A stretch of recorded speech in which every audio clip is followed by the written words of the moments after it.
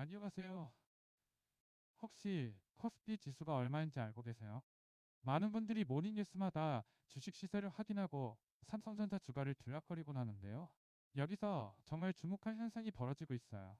지금 이 시간에도 수백만 명의 직장인들이 퇴직연금 계좌에 수억 원을 맡겨두고 있는데 그 돈이 어떻게 움직이고 있는지는 거의 모르고 있다는 거죠.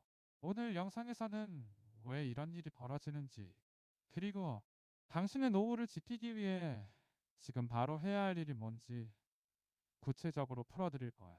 끝까지 시청하시면 내일 바로 실천 가능한 3가지 액션까지 얻어가실 수 있을 겁니다. 우리가 놓친 것들을 찾아보겠어요. 한국은행과 금융감독청 자료를 종합하면 직장인의 절반 이상이 퇴직연금과 개인형 계좌를 직접 운용하고 있거든요. 이게 얼마나 중요한지 아는 분은 드물어요.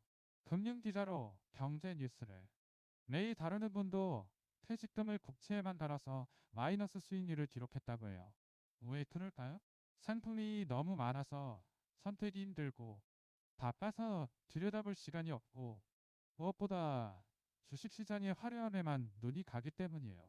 그 사이 당신의 가장 큰 자산이 조용히 손실을 입고 있을 수도 있다는 거죠. 이게 바로 우리가 주목해야 할 문제예요. 숫자로 보면 더 명확해집니다. 직장인 10명 중 6명 이상이 퇴직금을 직접 올리고 있는데 사람들이 확인하는 건 주식시장뿐이에요. 주가를 매일 본다는 사람들이 75% 정도인데 자기가 매달 적립되는 퇴직금이 어느 상품에 들어있는지 정확히 아는 사람은 고작 20% 미만이라는 거죠. 이것만 봐도 우리가 얼마나 중요한 것을 외면하고 있는지 알 수 있어요.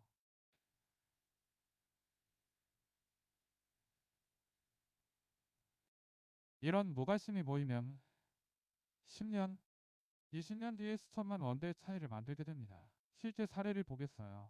경제, 금융부서에서 여러 회의라는 수많은 투자 기사를 써온 전문가가 계좌 대부분을 국채에 넣어뒀다고 해요. 국채는 정부 채권이니까 가장 안전하다고 생각한 거죠. 예상 밖의 일이 벌어졌어요. 금리가 계속 올라가면서 기존 국채의 가격이 떨어진 거예요. 금융 상품 중에는 고금리 환경에서 이자를 더 많이 주는 새로운 채권들이 나타나거든요. 그러면 이자가 낮은 기존 채권은 당연히 인기가 떨어지고 가격도 내려간다는 겁니다. 안전하다고 믿은 자산이 손실로 돌아왔던 거죠.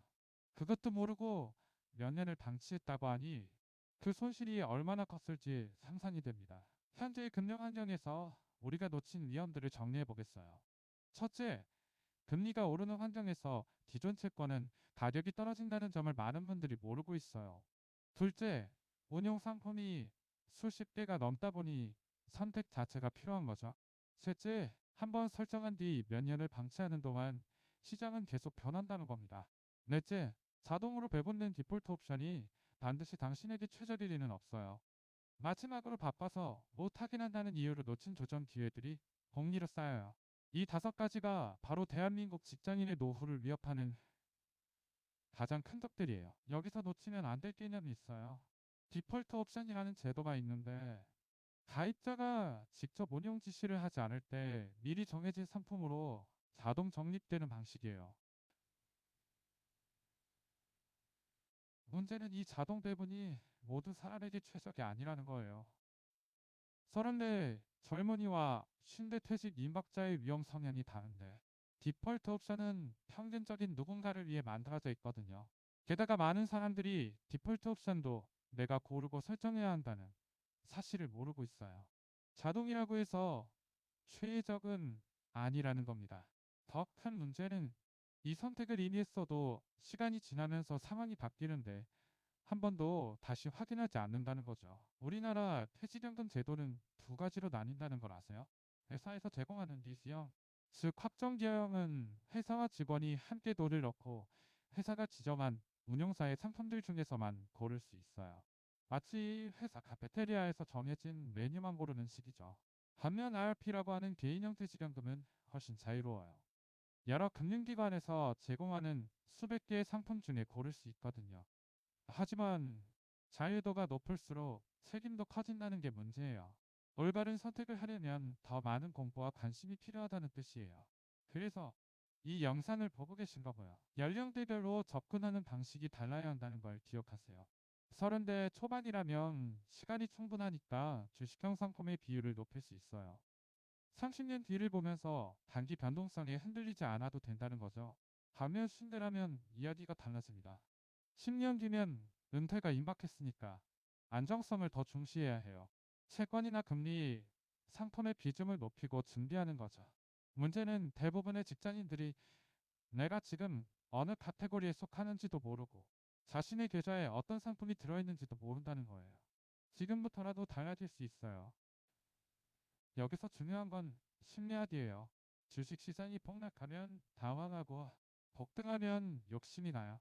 그러다가 실수를 저질러요. 퇴직연금 같은 장기 자산은 이런 감정의 함정에 빠지면 안 된다는 거죠. 지금부터 시작할 수 있는 구체적인 방법을 알려드릴게요.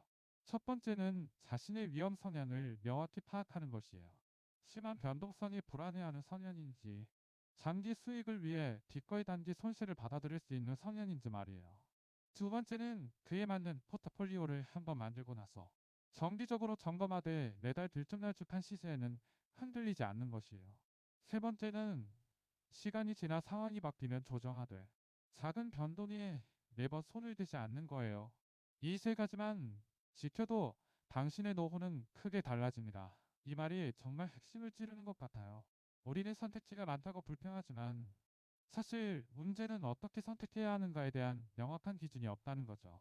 금리가 얼마인지, 내가 얼마나 위험을 감수할 수 있는지, 언제까지 돈을 모아야 하는지 같은 기본 질문에 답할 수 있다면 선택은 훨씬 쉬워집니다. 그래서 오늘 영상을 만든 거고요. 이제 당신은 오해에 대한 답을 가지고 있어요. 오늘 내용을 정리하면 이러해요. 첫째, 지금 이 시간에 당신의 퇴직연금 계좌에 무엇이 들어있는지 확인해 보세요. 통장 앱으로 5분이면 됩니다. 그 상품들이 정말 당신의 나이와 위험 성향에 맞는지 점검해 보세요. 30대인데 채권만 가득 차 있다면 이건 당신을 위한 구성이 아닐 수 있거든요. 셋째, 필요하면 변경하되 한 번 변경한 뒤로는 최소 6개월 1년에 한 번씩만 다시 보세요. 매달 들쭉날쭉하는 시세에 흔들리지 말고요. 이 세 가지만 해도 당신의 노후는 크게 달라질 수 있어요. 구독과 좋아요 눌러주시고 궁금한 점은 댓글로 남겨주세요. 다음 영상에서는 실제 포트폴리오 구성 사례들을 자세히 다루겠어요. 다음 영상에서 만나요.